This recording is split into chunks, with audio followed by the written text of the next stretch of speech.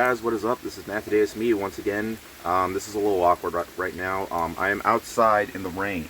Now you're probably wondering, why am I doing a movie review, aka after I saw in the rain?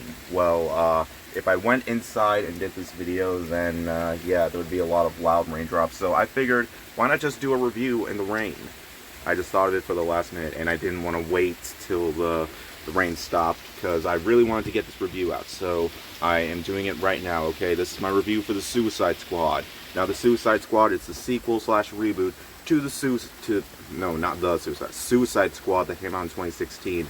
I still kind of forgot that I didn't see that movie in the theater. I did review it, just it wasn't after I saw it. But yeah, in this film we follow Margot Robbie and new band of superheroes slash villains who try to save the world. Idris Elba and John Cena and a giant shark man, and basically they have to go and reunite and join in this new force so they can stop like this giant starfish man. Oh, and this guy that kind of looks like Pinhead. But yeah, I was really looking forward to this. When I heard James Gunn was going to be behind the camera and it was going to be rated R, I was all like, oh my god, this could be great. This could be what the original Suicide Squad could have been, okay? And after watching this, I think it's safe to say I can completely forget about what happened in 2016. I used to now when I reviewed it, I liked the first Suicide Squad. I didn't love it, I just said I liked it, probably because, you know, there was a lot of people defending the film, but after rewatching it on Blu-ray, yeah, it doesn't quite hold up. But I thought Birds of Prey was better than that. This film, I thought was better than both, okay?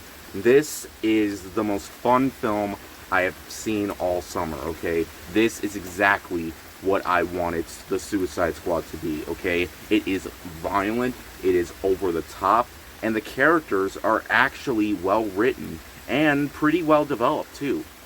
Its 2-hour runtime, it never bored me to tears a single bit, okay?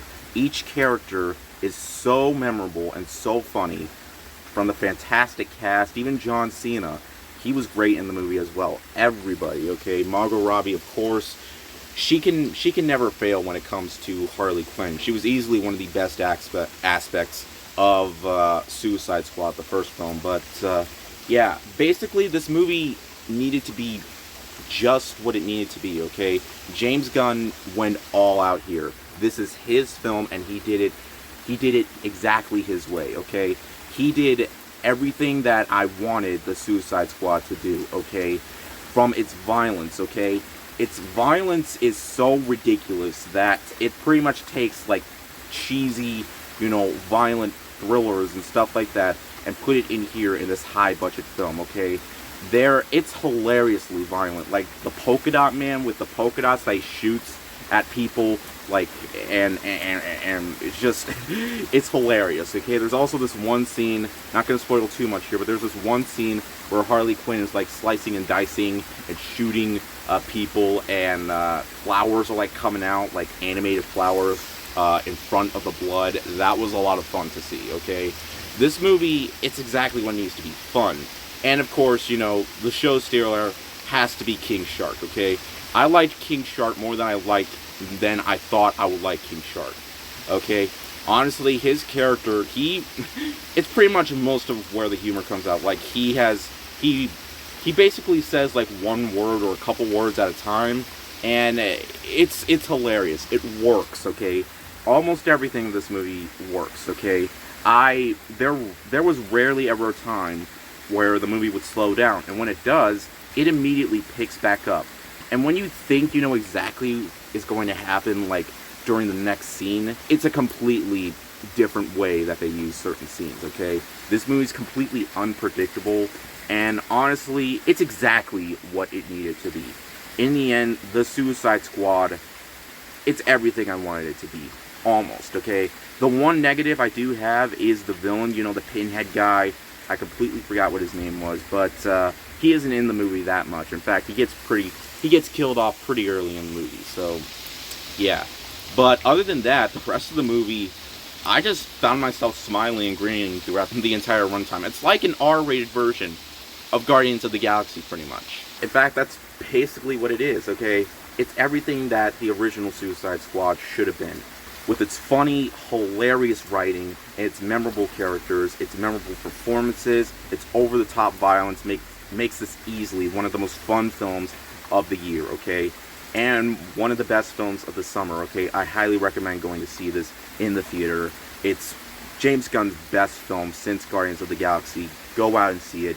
You'll thank me later, okay? It is streaming on HBO Max, but I recommend seeing this on the big screen, okay? I saw it in IMAX, and I was just loving it throughout the entire runtime. And there is an after-credit scene, which does lead to, which is something I wasn't expecting too. I mean, I was expecting an after-credit scene, but not the way they showed it. But yeah, The Suicide Squad, I highly recommend going to see it, okay? It did not let me down. If it did have kind of a better villain, it could have easily been a perfect score, but it's still awesome, okay? I think it's going to hold up, you know, when I get it on Blu-ray, because, yeah, I kind of want to own it now, because, yeah. But, yeah, this was the first time I ever made a video in the rain, I think, and I did not think I would ever do so. We haven't been getting that much rain here, but don't worry, I got so many movies to review next week. Free Guy, Respect, Don't Breathe 2. Yeah, it's gonna be a crazy weekend next weekend, okay? I actually can't wait for it, but yeah, thank you guys so much for watching, and I'll see you guys later. Word out.